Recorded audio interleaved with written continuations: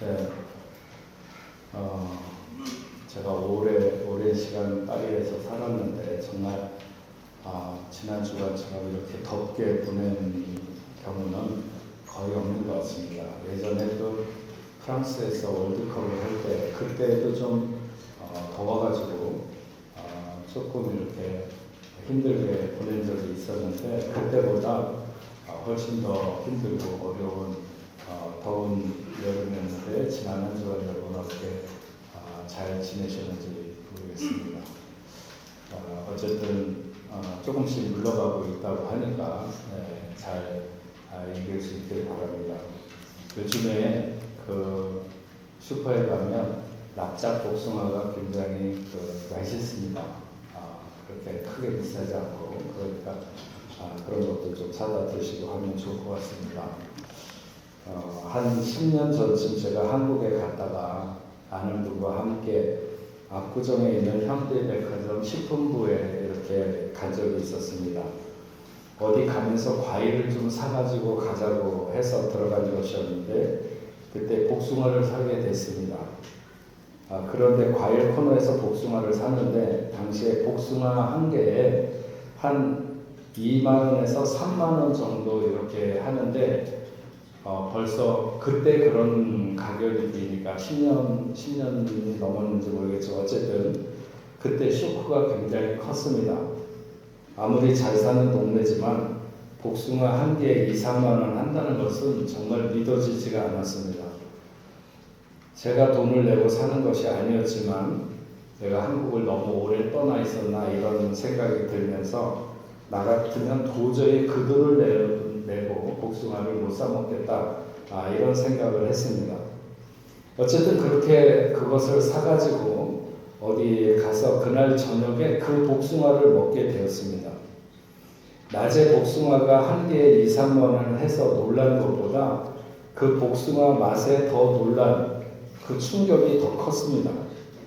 세상에 태어나서 복숭아를 제가 많이 먹어보기도 했고 다른 과일도 많이 먹었지만 정말 그날 그 복숭아를 먹었을 때의 그 맛있는 그런 과일은 처음 먹은 것 같았습니다. 정말 황제에게나 진상하는 과일이 이런 것일 것이다 이런 생각이 들었습니다.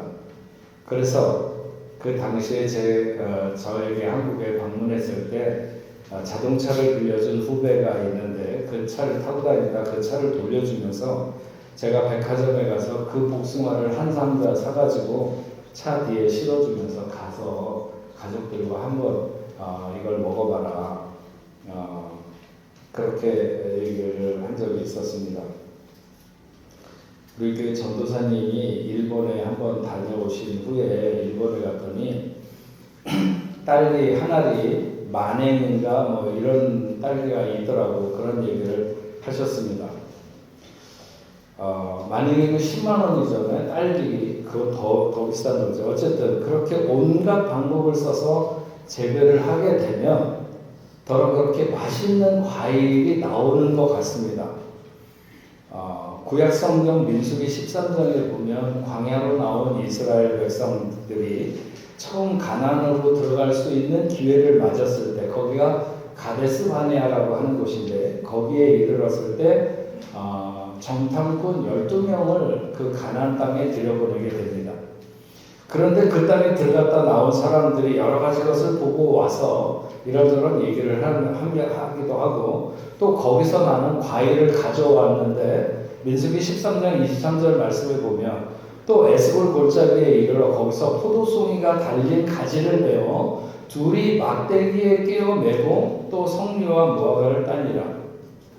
포도송이가 달린 가지를 베어 둘이 막대기에 끼어 매고 얼마나 맛이 있었다는 표현은 아니지만 그 포도가 얼마나 실했는가 포도송이가 몇이나 달렸는지는 알 수 없지만 그 포도송이가 얼마나 크고 좋았는가 하는 것을 충분히 나타내는 말이라고 생각합니다.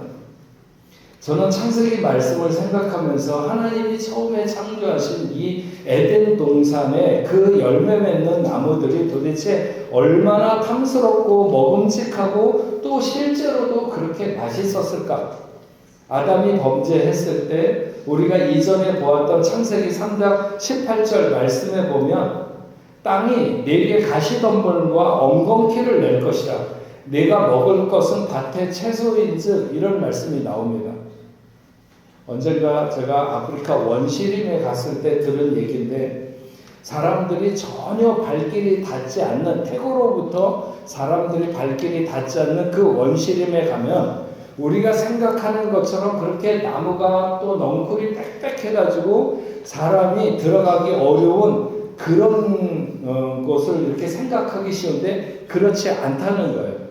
큰 나무들이 정말 아주 엄청 큰 나무들이 듬성듬성 서 있으면서 그 나무의 밑은 그냥 지붕만 덮고 있는 뻥 뚫린 그런 그 빈 창고 같은 그런 느낌을 준다는 거예요.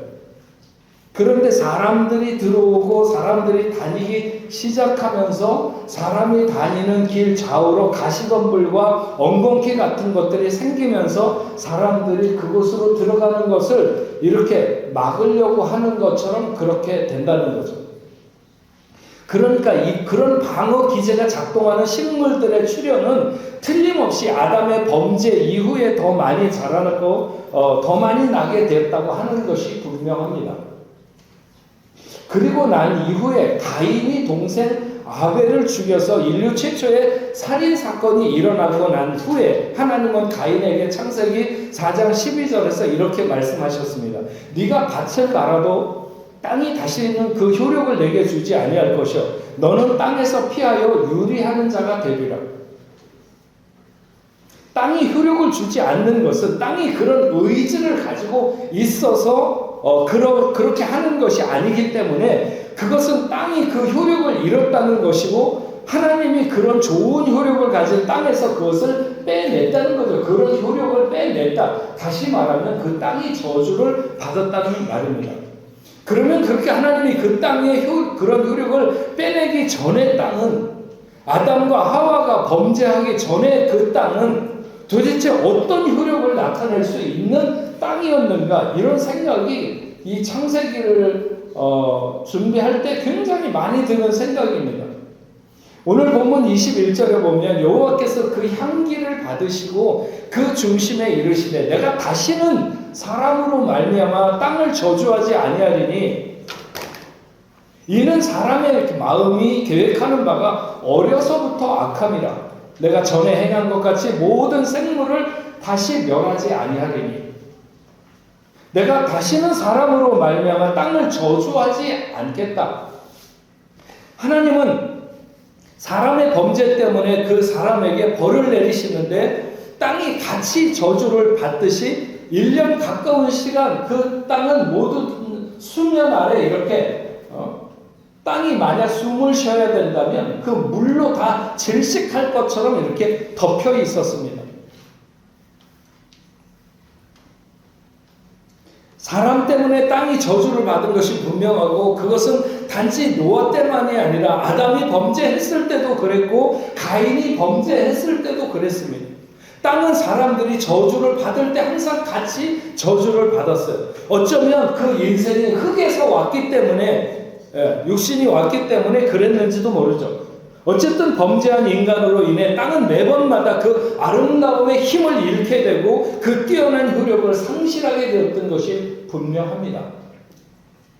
인간은 어려서부터 생각하는 것이나 행하는 것이나 다 악해서 악한 쪽으로 돌아가는데 그때마다 땅이 저주를 받아서 황폐하게 되는 것이 안타깝게 여겨지셨는지 다시는 사람의 악함으로 내가 그 땅을 저주하지 않을 것이다. 하나님 스스로 심중에 그렇게 생각하고 그렇게 다짐하셨다는 거예요. 우리가 잘 알지 못하고 상상 속에서도 다 그 저주받기 전에 땅의 기능에 대해서 우리가 잘 알지 못합니다. 다만 제가 생각할 때는 어마어마한 신비함이 담겨져 있었을 것이라고 예측하는 것이죠. 현대백화점에서 파는 복숭아든지 아니면 일본에서 파는 딸기든지 먹어보지도 못하고 그 가격에 그것을 사 먹는 것은 미쳤다 이렇게 말할 수 없습니다. 저도 처음에는 가격이 미친 줄 알았는데 나중에는 맛이 미쳤어요. 그런데 그 복숭아와 그 딸기는 몇 번을 저주받은 땅에서 어쨌든 내놓은 것입니다. 그런 과일이죠. 그러니까 본래 아담과 하와가 범죄하기 전에 에덴에 있었던 복숭아나 딸기의 맛에 비하면 내가 먹었던 그 복숭아나 그런 딸기는 과일도 아닌 거죠. 우리는 달콤한 과일을 먹었는데 그냥 무나 감자를 먹는 맛이었을 정도였을지도 모릅니다. 그것을 먹으면서 엄청 맛있다고 호들갑을 떠는 것이지 않을까 싶습니다. 그래서 많은 상상을 해봅니다. 정말 인간이 잃어버린 그 낙원은 도대체 얼마나 인간의 모든 것을 충족시킬 수 있는 그런 곳이었는가. 여러분도 한번 생각해보면 즐겁지 않습니까? 그 에덴 동산이 어떤 곳이었을까? 노아가 120년 동안 만든 배는 그와 그의 가족이 건조하기에는 너무나 큰 배였음이 틀림없지만 그렇다고 해서 그것이 그들에게만 주어진 공간이 아니라 짝을 이룬 세상의 모든 동물들이 함께 살아야 하고 그 배에서 매 때마다 식사를 챙겨주는 일이나 그들의 자리를 돌아보는 일들은 결코 간단하지 않은 일입니다. 어쩌면 노아의 8 식구로는 어림도 없었을지도 모르죠. 하지만 하나님은 특별한 은총을 노아의 8 식구에게도 그리고 그 방주에 탄 동물들에게도 은혜를 베푸셔서 전쟁 같기보다는 충분히 서로에게 유익이 되는 관계로 방주에서 생활을 했을 것이다. 이렇게 봅니다. 장장 1년이 넘는 시간을 그들은 그렇게 흔들거리는 그 배 안에서 방주에서 생활을 해야 했습니다. 배가 아라랏산에 머물고 물이 빠지기까지 기다리는 시간도 짧지 않았습니다. 노아는 하나님이 방주에서 나오라고 하는 순간까지 그가 말씀하신 대로 다 준행했습니다.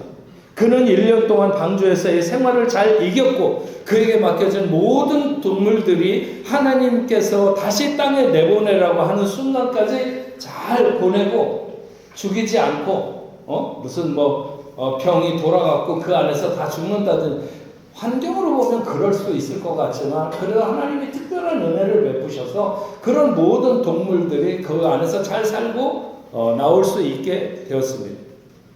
그리고 자기와 자기 아내, 아들들과 며느리들이 모두 방주에서 나왔습니다. 그리고 가장 먼저 여호와께 제단을 쌓고 모든 정결한 짐승과 모든 정결한 새 중에서 제물을 취하여 번제로 제단에 드렸습니다. 더럽고 추한 세상을 맑게 씻어버리고 노아를 통해서 정결한 제사를 받았을 때 앞에서 말한 것처럼 하나님은 심중에 한 가지를 결심하게 됩니다. 그것은 사람으로 인해 다시 땅을 저주하지 않겠다. 땅이 사람들 때문에 아픔을 겪지 않도록 하겠다. 그렇게 다짐하신 거죠. 만약 사람들이 그렇게 범죄하고 하나님을 아프게 할 때마다 땅을 저주하신다면 그 땅이 어떻게 남아날 수 있겠는가? 하나님은 이제 땅에 살아가는 모든 생물들이 땅과 더불어 사계절과 밤낮과 시분과 거둠을 통해 함께 가도록 하리라. 그러니까 다시는 홍수로 모든 생물을 쓸어버리듯이 다시는 그렇게 하지 않겠다고 그의 심중에 생각하신 것입니다. 범죄한 인생이 있으면 언젠가 어느 사람들이 또 범죄를 하게 되면 그 범죄한 인생만 핀셋으로 뽑아내듯이 그렇게 그 인생으로 하여금 저주받게 하시겠다. 적어도 세상 끝날까지 그 땅과 그 땅의 생물들이 같이 그렇게 멸절되거나 그렇게 멸하지는 않겠다. 이렇게 말씀한 것이 오늘 말씀에 기록된 것입니다. 간혹 가다가 자식들이 말을 안 들어가지고 야단을 치거나 혼을 낸 이후에 부모의 심정은 매우 괴롭습니다. 그 참을 수 없는 분노가 크면 클수록 그래서 저주와 아픔이 모질면 모질수록 그것을 집행하는 하나님의 마음은 정말 참기 정말 힘들 수밖에 없었을 것입니다. 그렇게 생각해보면 노아를 통한 홍수의 심판에 하나님의 마음이 얼마나 아팠을까. 하나님이 원하시는 대로 노아를 불러서 그로 하여금 방주를 통해서 구원을 하셨지만 그럼에도 불구하고 그 하나님의 마음이 얼마나 아팠을까 이런 생각을 해보게 됩니다. 비록 노아의 8 식구를 남겼지만 하나님이 기대했던 수많은 사람들이 다 쓸려갔습니다. 하나님이 만약 기대가 없으셨다면 그렇게까지 분노하거나 그렇게까지 심판하시지도 않았을 것입니다. 하지만 하나님은 충분히 참았고 충분히 기대하셨습니다. 그럼에도 불구하고 세상은 불의의 도를 넘었고 하나님의 진노를 격발했습니다. 시간이 흘러서 이때로부터 시간이 흘러서 아브라함의 조카 롯이 소돔성에 살 때 하나님은 그 땅 사람들의 죄악을 견딜 수가 없었습니다. 그렇게 그 성을 심판하기 위해 그래서 가는 하나님의 사자를 아브라함이 막아서게 됩니다. 그리고 말했습니다. 주께서 의인을 악인과 함께 멸하시려 하나이까? 그 성 중에 의인 50명이 있을지라도 주께서 그곳을 멸하시고 그 50의인을 위하여 용서하지 아니하시리까? 주께서 이같이 의인과 악인을 함께 죽으심은 부당하오며 의인과 악인을 같이 하심도 부당하니이다. 세상을 심판하는 이가 정의를 행하셔야 하지 않겠습니까? 주의 사자는 내가 만일 소돔성 가운데서 의인 50명을 찾으면 그들을 위하여 그 온 지역을 용서하리라. 아브라함은 말했습니다. 나는 티끌이나 재와 같사오나 감히 주께 아뢰나이다. 의인 50 중에 5명이 부족하면 그 5명이 부족함으로 말미암아 그 성을 멸하시겠습니까? 주의 사자가 말했습니다. 내가 거기서 45명을 찾으면 멸하지 아니하리라. 아브라함이 또 말합니다. 이르되 거기서 40명을 찾으면 어찌하시려나이까? 40명으로 말미암아 멸하지 아니하리라. 아브라함이 또 말했습니다. 내 주여 노하지 마옵시고 말씀하게 하옵소서. 거기서 30명을 찾으면 어찌하시려나이까? 내가 거기서 30명을 찾으면 그리하지 아니하리라. 아브라함이 또 말했습니다. 내가 감히 주께 아뢰나이다. 거기서 20명을 찾으시면 어찌하려나이까? 이르시되 내가 20명으로 말미암아 그리하지 아니하리라. 아브라함이 또 말합니다. 주는 노하지 마옵소서. 내가 이번만 더 아뢰리이다. 거기서 10명을 찾으시면 어찌하시려나이까? 내가 10명으로 말미암아 멸하지 아니하리라. 성경은 여호와께서 아브라함과 함께 말씀을 마치시고 가시니 아브라함도 자기의 곳으로 돌아갔더라 이렇게 기록합니다. 아브라함이 왜 5명까지 부탁해보지 않았을까? 소용없는 일이었을 것입니다. 5명도 없었을 것입니다. 억지로 손이 잡혀서 끌려 나왔던 사람 중에 롯의 처는 하나님의 말씀을 어기고 뒤를 돌아다보다가 소금 기둥이 되었습니다. 하나님은 소돔과 고모라 그 대표적으로 타락한 도시에 불을 내렸지만 그렇다고 해서 세상 모두를 다 불태우시지는 않았습니다. 왜? 하나님이 노아의 홍수 때 그렇게 다짐하셨기 때문에. 주님이 다시 재림의 나팔을 울리며 오실 때까지 또다시 사람으로 하여금 모든 자연과 생물이 다 멸망하는 그런 일은 없을 것이다.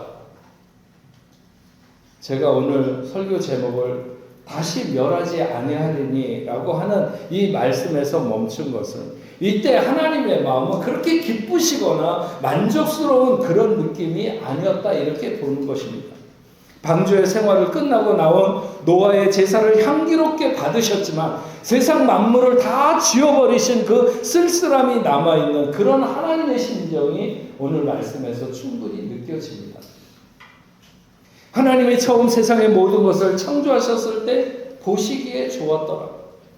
하나님이 좋았다고 하신 것은 그 모든 것이 인간을 위해 지으신 대로 된 것으로 그래서 그 모든 것을 다 창조하시고 난 후에 인간을 창조하셨고 인간과 같이 호흡할 수 있는 모든 생물들 즉 동물이나 가축과 같은 것들을 창조하시고 그것들의 이름을 사람들로 하여금 짓도록 하셨습니다.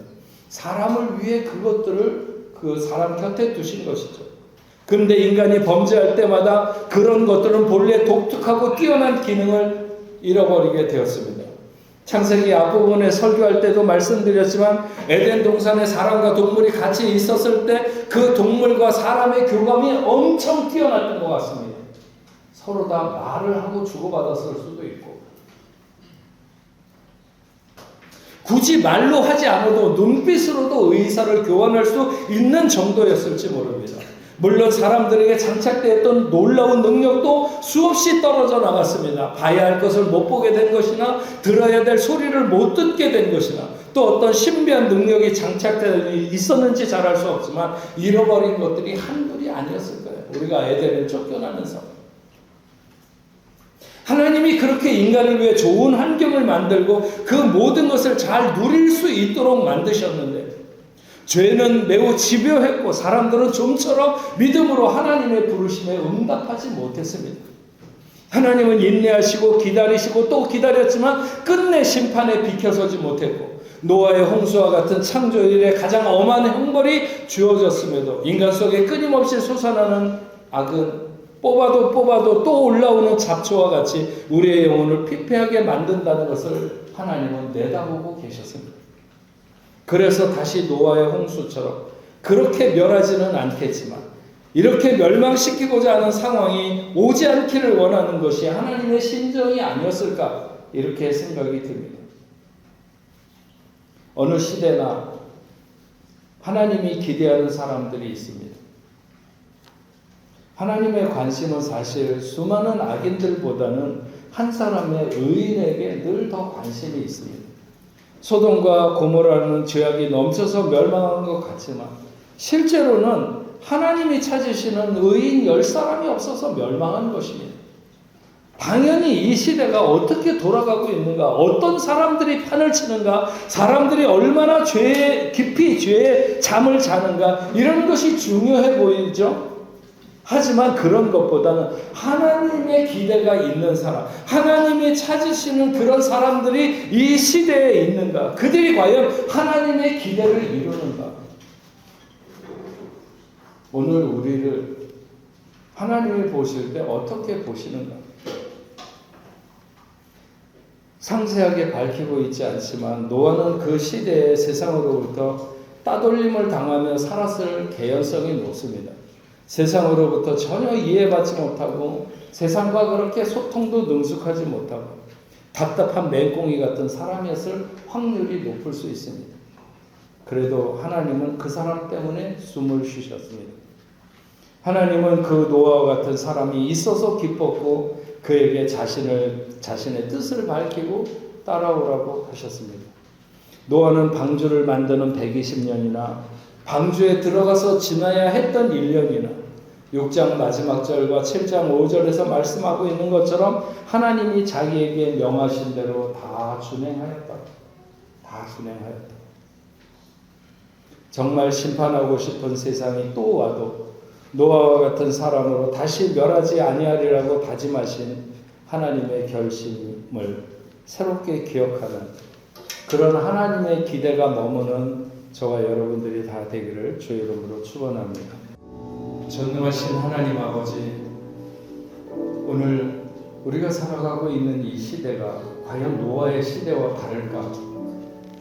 아버지 하나님, 이 시대를 보면서 하나님의 마음은 매우 슬프고 처절하지 않을까? 그러나 정말 하나님의 기대를 이루는 사람들로 하나님 우리가 설 수 있도록 주여 도와 주시옵소서. 오늘 말씀으로 다시 한번 아버지 하나님, 우리가 어떤 모습으로 하나님 앞에 서야 하는지 다시 한번 깨닫게 하시고 노아처럼 하나님의 뜻을 이룰 수 있는 사람으로, 하나님의 기대를 이룰 수 있는 사람으로 세워질 수 있도록 주여 도와 주시옵소서. 그래서 아버지 하나님, 다시는 하나님께서 멸하지 아니하리라고 하는 호흡 있는 것들과 아버지 안에 그 땅을 같이 멸하지 아니하리라고 하는 그 하나님의 뜻이 아버지 하나님 우리들로 하여금 이 땅 가운데 이루어지는 귀한 역사가 있도록 주여 도와 주시옵소서. 아버지 하나님, 오늘도 하나님 앞에 나오며 귀한 예물을 구별하여 올려드립니다. 드리는 모든 손길들마다 하나님 음양하여 주시옵시고 하늘에 신령한 것으로 땅에 기름진 것으로 넘치게 아버지 하나님 누릴 수 있도록 주여 도와주시옵시고 하나님의 풍성함을 마음껏 누리며 살아가는 복된 자녀들이 다 될 수 있도록 인도하여 주시옵소서.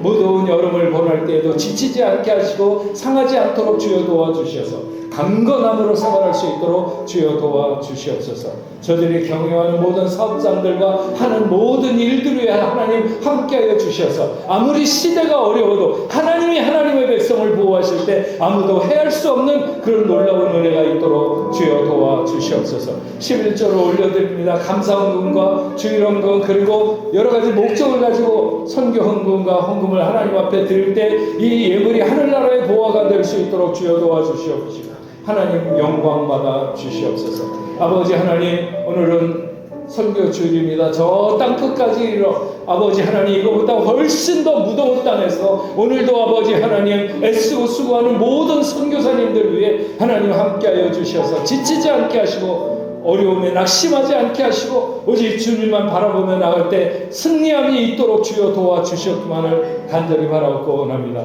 아버지 하나님, 복내포 성도들 가운데 질병으로 인하여 고통받거나 힘들어하는 하나님의 자녀가 있다면 주님 이 시간 찾아가 주시고 어루만져 주시옵시며 예수 그 능력의 이름으로 명하시다 모든 연약한 자리에서 일어설 수 있게 하여 주시옵소서. 아버지 하나님, 여행 중에 있는 많은 성도들이 있습니다. 우리 복내포 식구들이 어디에 가 있든지 하나님 그들과 함께하여 주시옵시고 돌아오는 시간까지 안전하도록 보호하여 주시옵소서. 오늘 처음 이 자리에 와서 함께 예배드린 당신의 사랑하는 귀한 자녀들이 있습니다.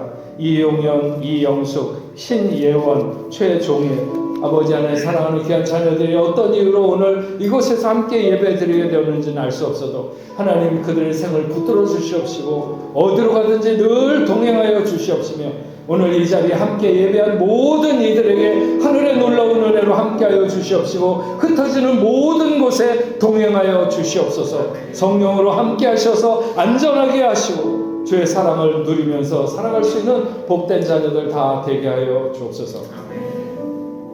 이제는 우리 주 예수 그리스도의 은혜와 하나님 아버지의 극진하신 사랑과 성령님의 강화 감동 위로 교통하심이 오늘 하나님 앞에 나와 예배하는 당신의 사랑하는 자녀들과 저들의 가정과 직장과 두고온 고국에 세계 만방에 흩어져 복음을 전하는 모든 선교사들과 그 사역지 위에 이제로부터 영원토록 함께 있을지어다. 아멘.